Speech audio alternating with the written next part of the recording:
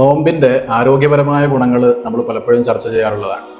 എന്നാൽ ആത്യന്തികമായി അല്ലാഹു സുബ്ഹാനഹു വ തആല നോമ്പ് ഫർളാക്കി തന്നത് നമ്മൾ മുത്തഖീങ്ങളാവാൻ വേണ്ടിയാണ്.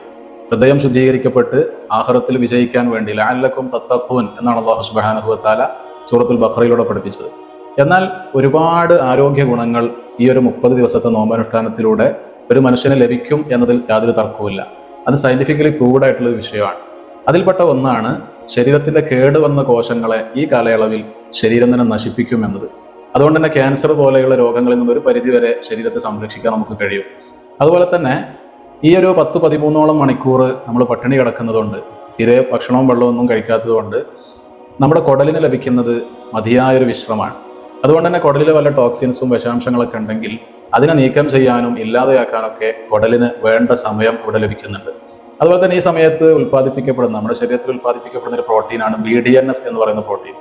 അത് നമ്മുടെ മാനസിക സമ്മർദ്ദം കുറക്കാനും അതുപോലെ തന്നെ ബുദ്ധിശക്തിയെ വർദ്ധിപ്പിക്കാനും സഹായിക്കും എന്ന് പഠനങ്ങൾ തെളിയിച്ചതാണ്.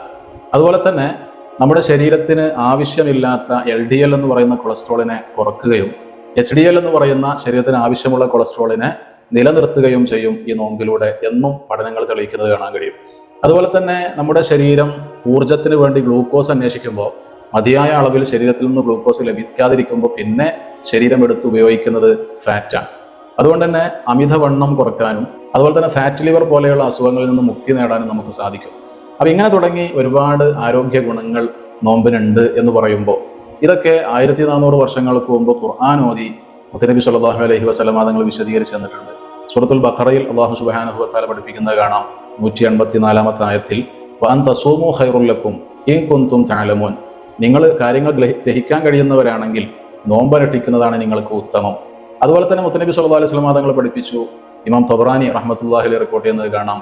സൂമു തസിഹു, നിങ്ങൾ നോമ്പനുഷ്ഠിക്കൂ, ആരോഗ്യവാന്മാരാകും.